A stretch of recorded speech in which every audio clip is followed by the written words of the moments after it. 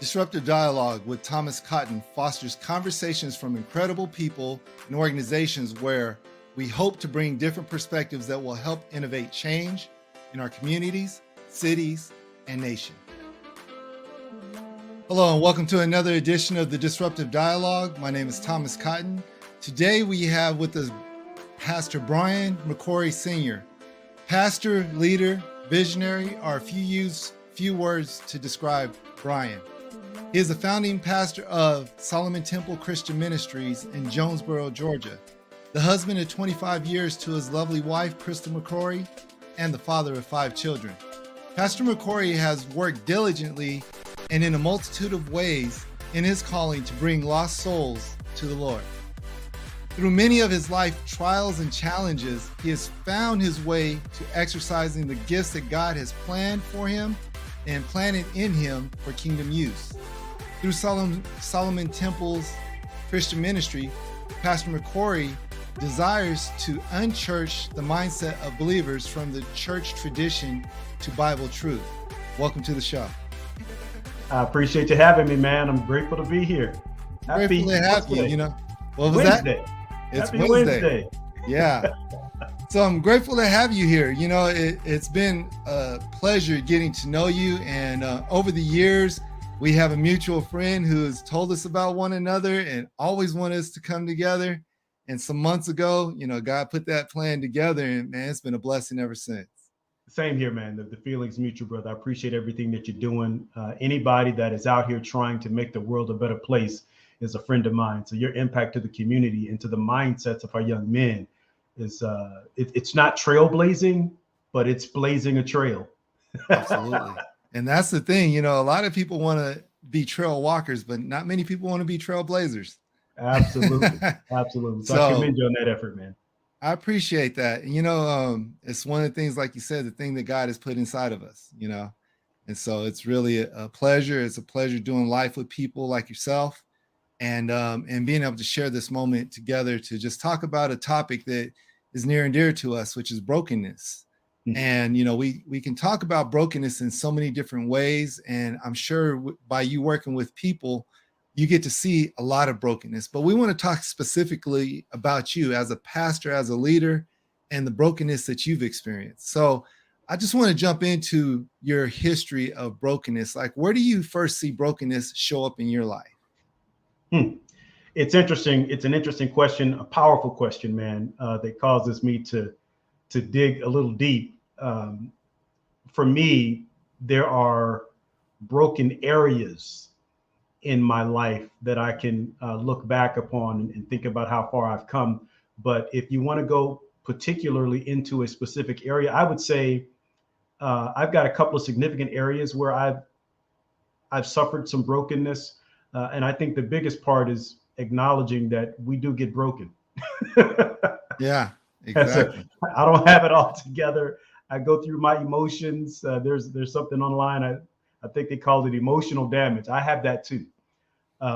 So for me, I think that my first experience was probably when I got out of the military, and I went from serving my country, feeling like Rambo, to working in a bank, First Interstate Bank, downtown Beverly Hills on Wilshire Boulevard, to moving to Kentucky and ending up running out of money and being homeless and living in a shelter. I think was a time that I really experienced some significant brokenness. Yeah.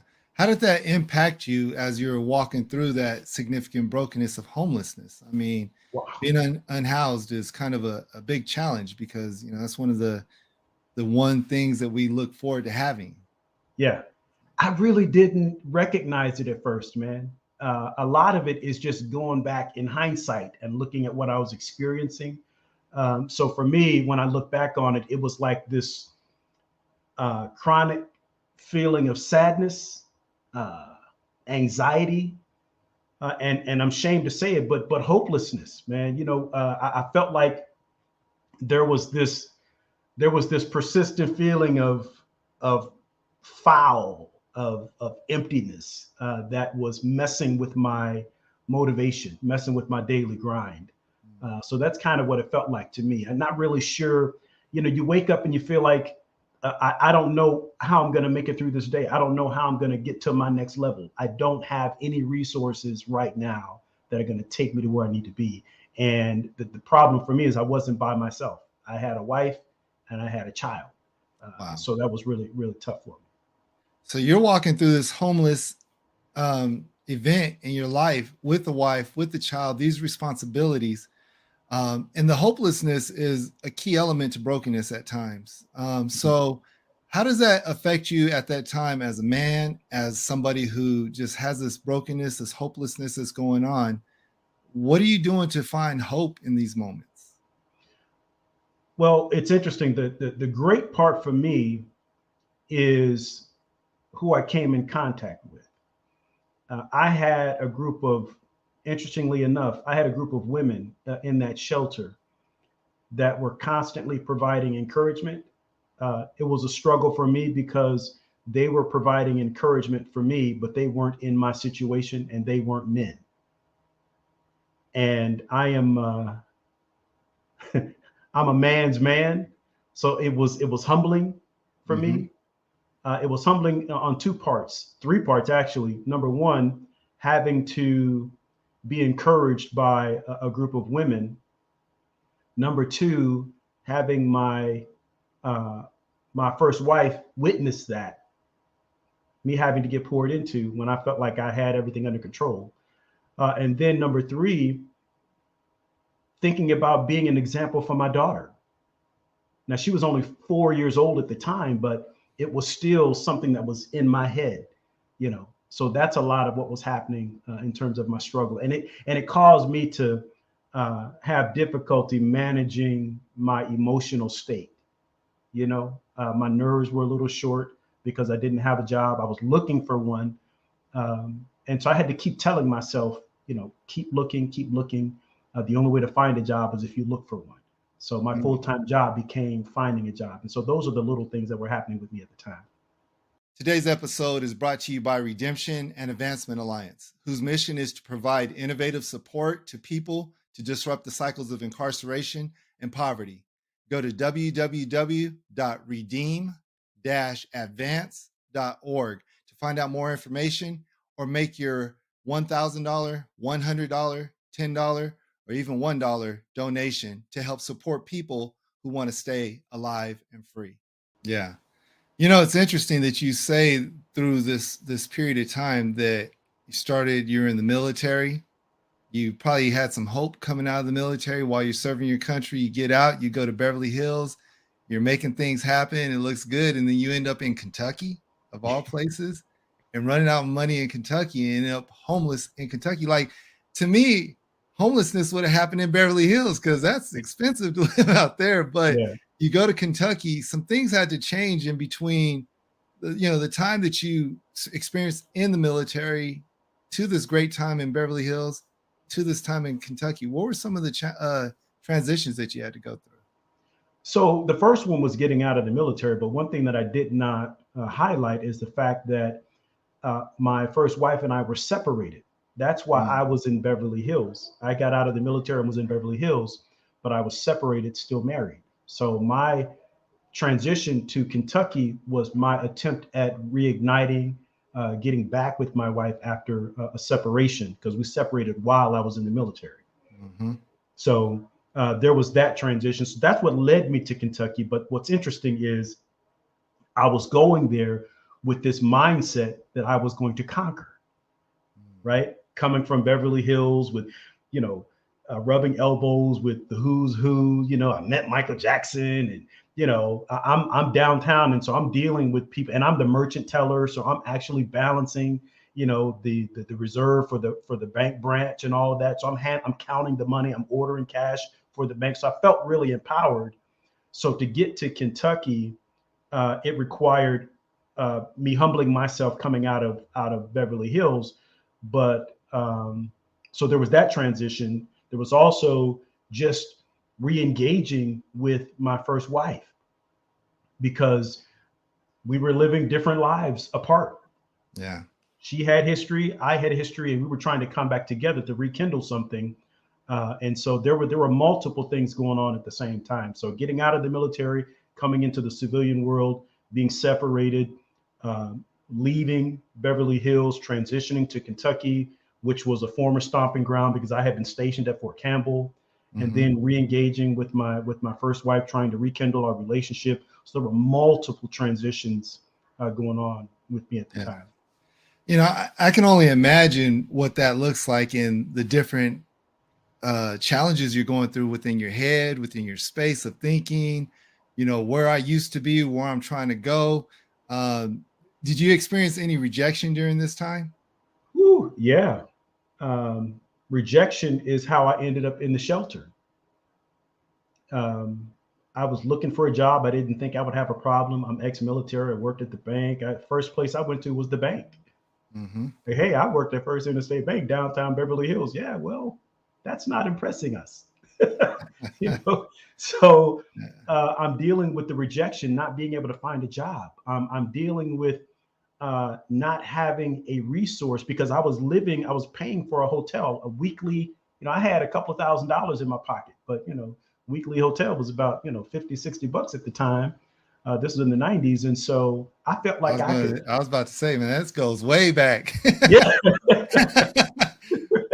But, you know, like you feel like you have a handle on things until you don't. Right. Right. And so that's kind of what happened. So there was a rejection of not being able to find a job. There was the emotion. It wasn't outright rejection, but I could feel and sense the disappointment from her. I could feel and sense the disappointment from her parents. Right. And we weren't moving into their house to get our act together. So yeah, there were several areas where I felt rejected. You know, it was tough. So tough season.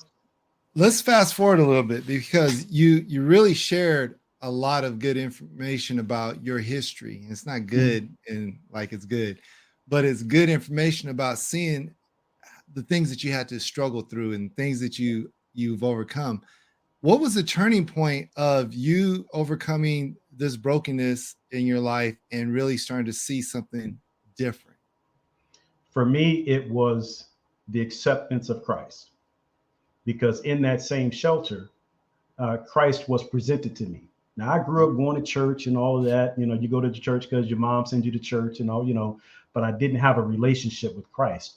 In that shelter had a church connected to it, one of those old school holiness churches, you know, the Bible thumping, hellfire, damnation churches, you know, Pentecostal, speaking in tongues, and, you know, women wearing dresses and women didn't wear pants. Women kept their heads covered. Men didn't wear short pants, couldn't wear jewelry. There was that type of environment. And so being in that shelter, part of the expectation was that you would go to church while you're in the shelter. So in going through that experience, I was invited, or I invited Christ into my life, and they started sharing the word of God with me, and they started talking about faith. And I was desperate enough to hang on to every word. They started saying things like, you know, speak it into existence, claim the ground, you know, the earth is the Lord's and the fullness thereof. And so I started grabbing a hold of that, man. And one experience happened for me. I was told that there was a factory about 20 miles away in Elkton, Kentucky, population 900, just outside of Russellville, Kentucky. And there was a factory, Flynn's Enterprises. They make blue jeans. Back then, it was stone washed blue jeans, acid washed blue jeans. And so I was told that they were hiring. I had to hitchhike to that factory. The foreman told me they were not hiring in the morning. I held on to the words of those sisters in the church at the shelter. You have to claim it. Just tell the Lord, thank you. Thank you, Jesus. Thank you. I stayed down there because I didn't have a ride back to Russellville. Oh, wow. So I stayed there and I kept saying this over and over and over. And what happened is the person who told me about the job lived 2 doors down from the factory. So I went to his house, stayed in his son's room, watched TV. And I was just saying, thank you, Jesus. His son came home from work and said, hey, Brian, you're in here? I'm like, yeah. He goes, hey, they're looking for you down at the factory. I left out of that house. And what was a no at like 10 a.m. that morning was a yes by 4 o'clock that afternoon. And the only Wow. difference was me saying, "Thank you, Jesus," all day. I never said, I don't Wow. know how many times I said it, but that was the turning point for me. That's an amazing story, because again, it's not something that, like, I'm going to turn this whole thing around myself. It was just literally, I'm going to trust that things are working for my good. Yeah. And that's a really powerful story, because there's so many people who are in a broken, hopeless situation that says, I'll use the example when people go to prison and they begin to serve the Lord, they're like, you have jailhouse religion. And this is not jailhouse religion, but it's similar. I'm homeless, and I'm gonna say I love God, and I'm gonna start serving God. And the only difference that you did was start walking by faith. Yeah. And to me, like, I think about my faith, it's not blind. The faith is not blind. There's these moments in time where you can look back and you can say, that was a moment that I was walking by faith, and I can Mhm. see how God's hand worked. Yeah. And so now you're moving forward. You have this job. It's starting to build, renewal in you. Again, you're moving forward in life. You have your first wife. You have a lot of different things going on, and then now you're moving forward. You're moving on. Tell us, like, some of the next steps, and then I want to kind of fast forward after you tell us that, to a Mhm. point where, as your things are moving forward and things are really good, and more brokenness comes in the form of family and different other things. Yeah. So many wonderful stories to tell, so many blessings from the Lord. But the one thing that I'll say is that the challenges never stopped coming, never stopped hitting me. I'm working hard, I'm doing all that, and I'm young, early 20s. My first wife was early 20s, and we're trying to figure life out. And what I didn't realize is, she was still holding on to something she was connected to before I came back. Yeah. I'm in her backyard, and so she's got history there, and there's some unresolved stuff. And I found out some things. I got frustrated. We got into it. That was still an issue. Um, Things on the job. I'm driving to, I'm riding to work with some people who don't look like me. I'm working a third shift, and the people that pick me up are driving. There's two guys picking me up driving a pickup truck, and they wear their hats like this. They got long curly hair, got a shotgun in the window with the Confederate flag, right? And now we're working together. They need me on the job, but they are who they are. And so I'm having to ride to work in a pickup truck with two guys who don't look like me. I'm in the middle seat. I work from 11 at night to 7 in the morning, and they have no problem using the N word with me in the truck. Mm. Right. So I got to deal with that. I pray, Lord, get me off this shift, get me on another shift where I can get a different ride. That happened for me. Wow. Heartache was the relationship issues with my first wife, not really seeing me whole, but comparing me to other men around in the city, in the town that were whole. Um, and that, so what my point is that the struggles never stopped hitting me, the disruptions never stopped coming, but God had shown me enough to where I was more of a believer in my walk and my ability to come out of it, because I got that job. Yeah. I moved to another shift. I came out of there. My life, and it continued to elevate. So my marriage didn't work out, and I still had to continue growing. So I ended up leaving Kentucky and moving to Illinois. Mm. Another transition. What More was in disrupt. Illinois?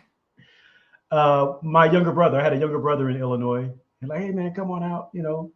Hang out with me for a while. So I went there, found a job, uh, new girlfriend. You know, and life shifted from Kentucky to Illinois, which is where I was raised, about 2 hours north of where I was living, Yeah. Champaign. Yeah. So interesting thing, like, you have all this transition going on. You're in your 20s, it sounds like, still in your 20s.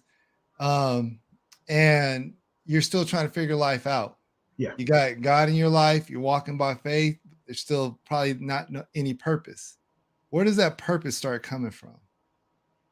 for me, at that point in my life, my purpose was to be better than yesterday. I learned early during those situations, and I love those women. That I'll always have a special place in my heart for them, because what they told me is that don't let your bigs get too big.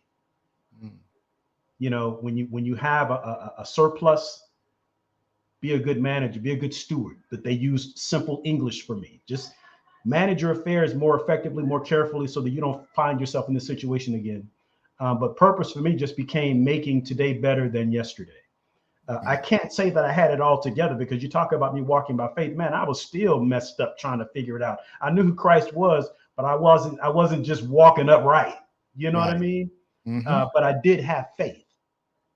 So I continued dealing with disruptions all through my experience in Champaign.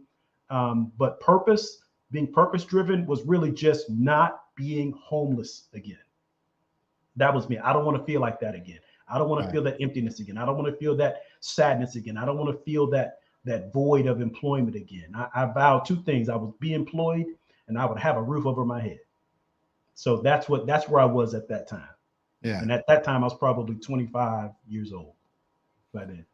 So we're kind of moving up into where you meet your new wife and your current wife. Yeah. So let's fast forward there for the sake of time, and then how you transitioned to Atlanta, or were they both in the same? Sure. So I ended up leaving Champaign, moving back to California, hanging out with my mom. And at that point, so when I got back with my first wife, we had another child. So I left there being the father of two. Okay. Now, I don't know how deep you want to go, but I'm a father of 5. Right. Okay. So between my 4-year-old being homeless and today, I had 4 more children. All right. Had a child in Champaign. Moved to California. That relationship didn't work out. So in California, Southern Cal, I ended up with my children. I was a father of 3, single parent. I won't call it a disruption, but there was a shift. So I had my children. I was a single parent living in Los Angeles, working a great job. I found myself in the IT industry. That was something that happened for me while I was in Champaign. Another faith move, right? God gave me a job that became a career for me. So I'm in Southern California working. I meet my wife on Friday night one night, and my brother calls me over to the club on a Friday night, and she's at the club. We met. She was wearing a red dress, and I'm like, wow. So anyway, that's another story. But well, you remember, so that's good. Say it again. I say you remembered, so that's a good thing. Oh yeah. And so we started dating, and I just remember that she was a single woman driving a company car with a college degree, and I'm just some dude from Kankakee, Illinois, single parent, barely making it, because I had a decent job, but I was living in LA. I was living in Inglewood. I'm making $50,000 a year. So $50,000 a year in Inglewood, even in the 90s, nah, you barely making it, bro. Right. Yeah. So that was my life. My apartment was I wrestled with the roaches for access to the kitchen. So that's kind of where I was. And so trying to be an example, trying to be a father to my children, and trying to be someone that looked like a good representation of Black manhood.